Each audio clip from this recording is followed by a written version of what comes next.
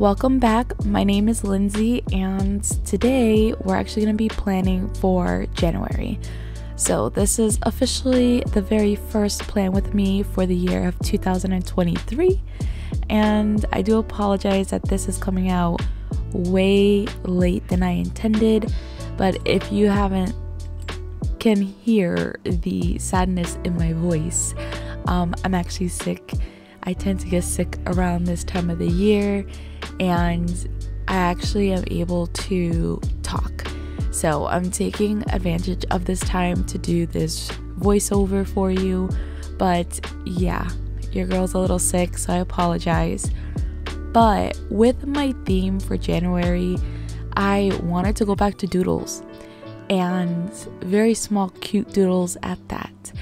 I wanted to do more of like, I guess, a home style tea cup, teapots type of theme. I just kind of wanted to use very simple doodles, add a little bit of some botanical elements like flowers, leaves, cherries, I guess, and of course stars and sparkles, because it always adds a little bit of a pop in my themes.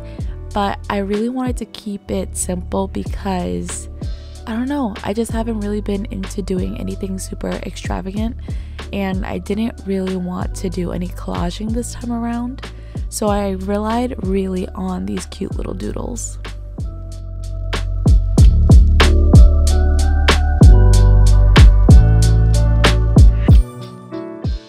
With there being so many doodles and a lot of drawing, I really kept it simple when it came to coloring them in.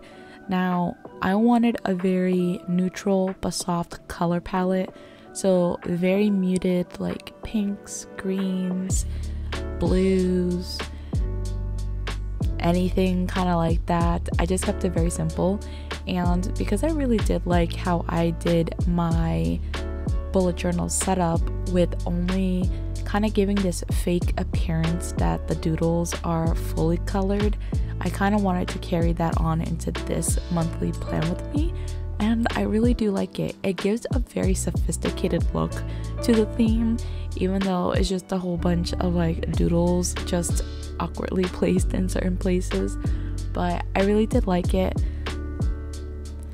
I initially was inspired to do a theme kind of like this based on PaperMintyStudio's sticker sheets, and you'll see that throughout the video.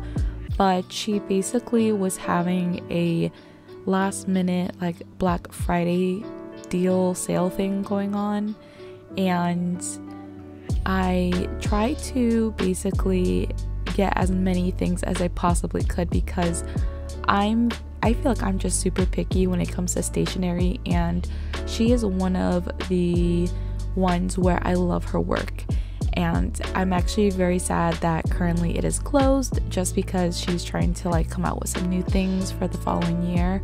But I definitely had to stock up, and once I saw these sticker sheets, I was like, I definitely want to do a theme around these stickers. As I've gotten comfortable with bullet journaling, I've been incorporating a lot more elemental aspects to it. So I've been putting a lot more stickers, a lot more, I guess, like inserts, like pieces of craft paper, black paper, using more of my washi tapes. I don't know, it's very weird to kind of say that, since I've been basically bullet journaling for, at this point, 2.5 years, and it's weird to say that I'm finally getting comfortable with bullet journaling. I say that because I always felt awkward with my bullet journal. I was still trying to experiment and find my style, find what fits best for me personally, and it just kind of shocks me that it took me this long, and there's definitely nothing wrong with that. But I just think that it's a pleasant surprise for myself.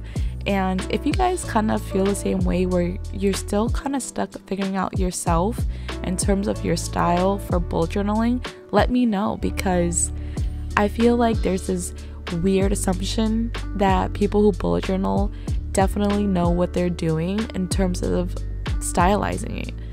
And I wish I could be one of those people. Like, I really do wish I could, because hey, it saves me all the mental stress of trying to figure this thing out, because it's almost like an identity crisis, but not that dramatic, but kind of low-key is. So I want to know, do you guys kind of struggle with that too, or is it just a me thing?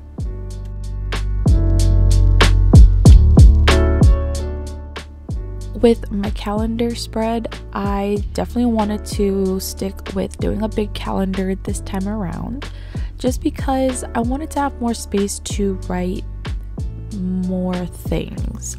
I plan on wanting to venture out this year in terms of doing things outside my comfort zone, stepping outside the box. So I definitely want to be a lot more productive for myself this year, and I know everybody has their own viewpoint on productivity, but I want to do a few extra things in my life that I usually wouldn't do. So I want to be able to have the space to plan for it.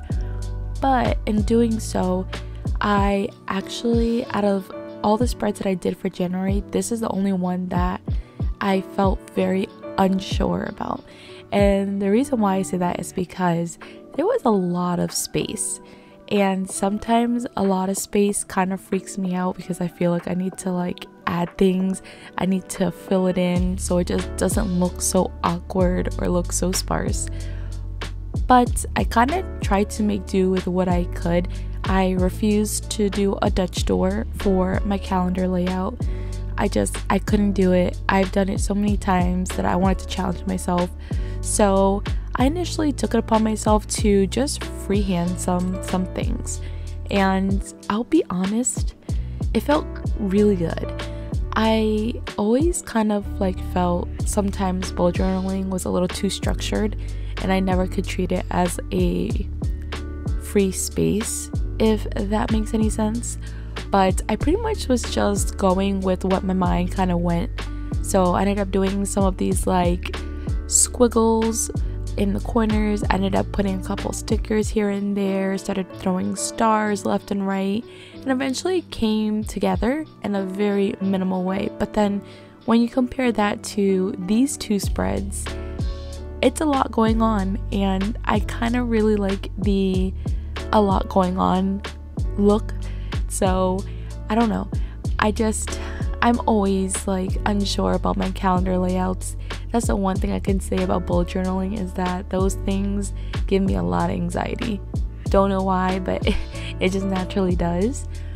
But here I ended up doing my habit tracker, and I did a little different this time around. So I definitely wanted to still play on this like homey, kitchen-y, teapot, tea theme. So I started incorporating grids. I don't know, I've always felt like I wanted to incorporate grids, but every time I tried to, it was always a failed attempt. And at first I thought I screwed it up, because I was like, oh no, like I put grids and there's already grids because of the way that I did these habit trackers. But honestly, I love this accident, because I just basically outlined the portion that I'm going to be filling in my habit tracker with a darker pen, and I really like it. It gives it almost like a doodly, cartoony vibe, and it just makes it look so intentional, even though I was just trying to make sure that this mistake wasn't something that I was going to regret. But I really do love how it turned out. And then to keep it consistent to the theme, because there's not a lot of space going on, I just did these doodles here on the side, and then ended up changing the way that I was doing the titles. So I did some bubble letters, and then I did like these like little circles, just to give a different dimension of, I guess, line work. I felt like it was just too much like hard lines, because they're just straight lines. My grids are just straight. So I ended up implying a lot more circles, just to give it a little bit more visual contrast without going too crazy. So I opted to do a light medium gray color just to be neutral, not to have the eyes just go straight into it. But yeah, I really love how this turned out. That and then my playlist spread, these two are my most favorite layouts for this month.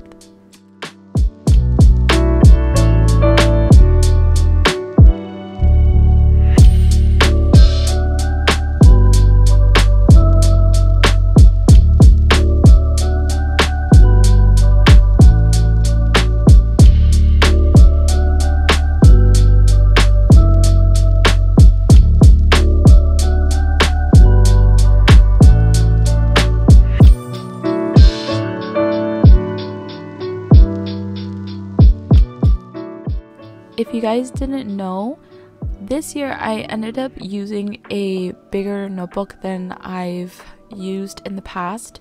So don't quote me on this because I'm still learning my bullet journal terminology, but I think I ended up getting this Archer&Olive B5 instead of an A5. And honestly, the amount of space this notebook has is so mind-boggling. And it's not mind-boggling in a bad way, but I don't know if it's a good thing just yet. So I'm just pretty much trying to struggle with trying to fit, I guess, appropriately to the amount of space that I have. Pretty much for my playlist, I ended up doing this like 9-box layout and kept it very simple. I used the primary colors that I have for this theme, and most of the colors are actually from the Zibra mild liner collection and a couple of Tombow markers. I'll make sure to leave them in the description down below. But yeah, there's nothing like complicated with this spread. I try to just make it more aesthetically pleasing, if anything. But if you guys are wondering what I've been listening to this month, I'll be honest, I'm another big offender this month. All the music that I listen to, K-pop. I'm sorry. If you guys are tired of hearing this from me, I am so sorry, and I totally understand, but it is my guilty pleasure and I just cannot listen to it. So I tried to narrow down my top songs as much as I could, especially with RM's new album Indigo. My goodness, it is so good. I love most of the songs and it was really hard to pick one, but I ended up going with All Day because it gave me a little bit of like Chance the Rapper's music aesthetic like back in the day. I don't know, it just gave me nostalgia and it gave me the feeling of wanting it to be summer. So I really wanted my playlist to just give me these like summertime vibes.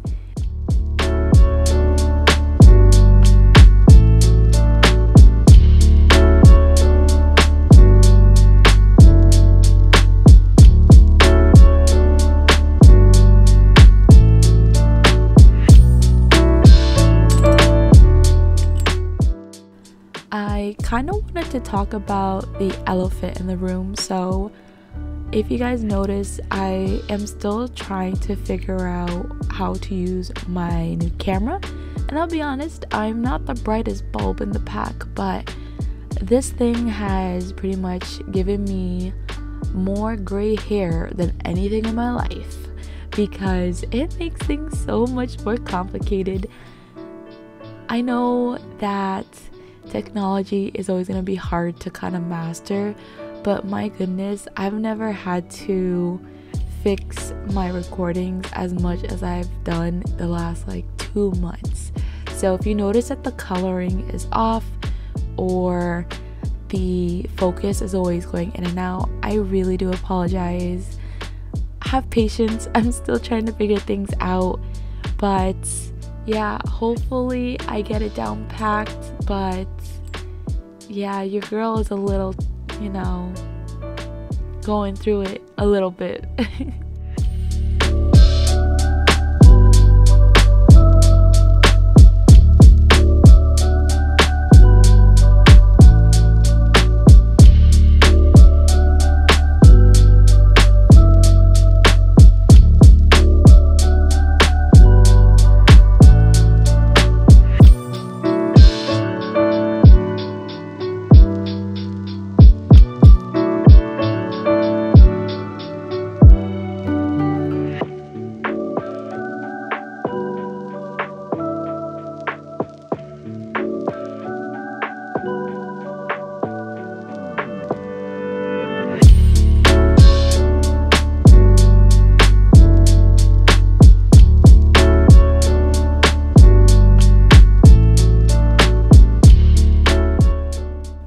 Now the best part, my weekly spreads. So I did something a little different, a little bit more experimental. So of course I had to do a Dutch door spread. It's no surprise at this point, but I've been really enjoying what my Tombow Fudenosuke pen has been doing for me. I've been really liking the different, I guess, like thickness in lines that it gives me and gives a more doodly effect. So I started using that and kind of alternating between that and my Micron Pigma pen. But yeah, I made it super whimsical, changing the different, I guess, like pens that I used, markers that I used, and gave it more of a free-for-all, scrapbooky, diary-esque layout. I don't know how to really call it, but yeah, I tried to have it not be super structured because I just felt like that just did not call for in this theme. Definitely whimsicalness and playfulness was my goal, my aim. Hopefully I kind of did that. But yeah, I usually don't come into these themes planned. I just kind of let my brain take me where it needs to. And I was really nervous because I didn't know if any of it will turn out great. I did actually end up doing a couple things for this weekly spread that I just did not like, and I wish I had changed it, but you guys will see what I'm referring to a little later. But basically I kept it very fun, very opened, and just something where when I go back to, it just doesn't look too boring for me. It gives a little bit more change and a lot more, I guess, refreshing when it comes to bullet journaling, because after a while things just get a little too repetitive, and as someone who does appreciate change here and there, I just don't want it to feel too routine.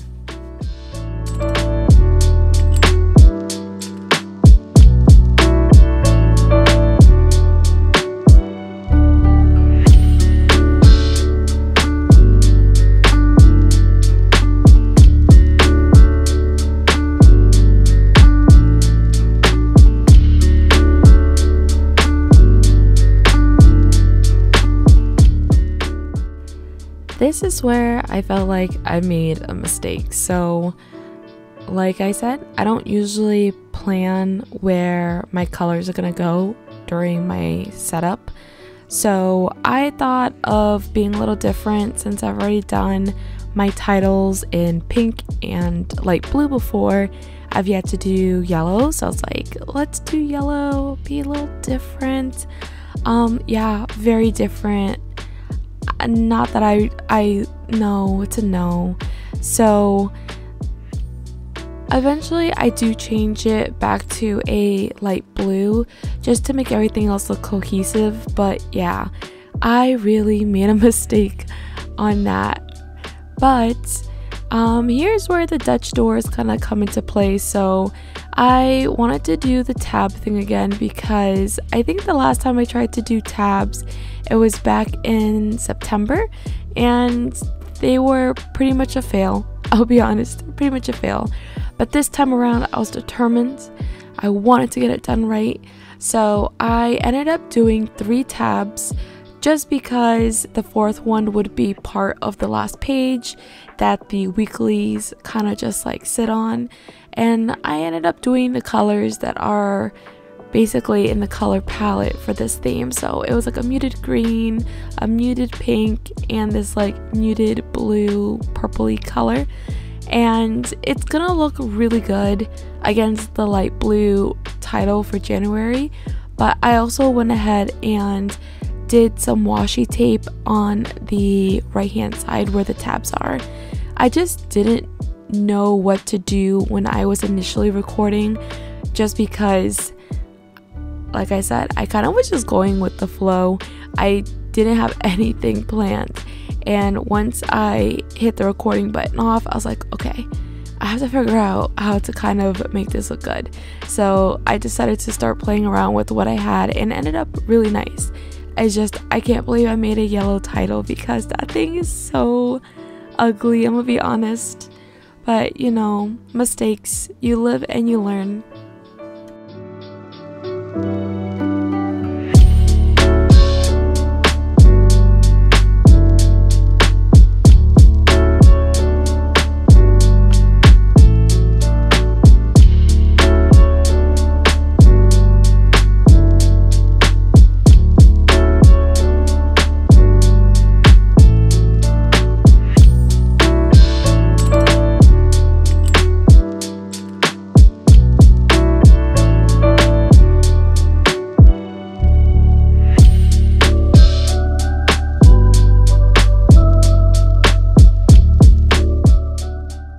And here's a final flip through. I just want to say thank you guys for being so patient with me on this video. I didn't plan on being sick, but I just kind of powered through, and I love how it actually all turned out. It's one of my favorite themes that I've done for January thus far, and I hope you guys enjoyed it too. And if anything, I hope 2023 brings you a good year. Bye guys.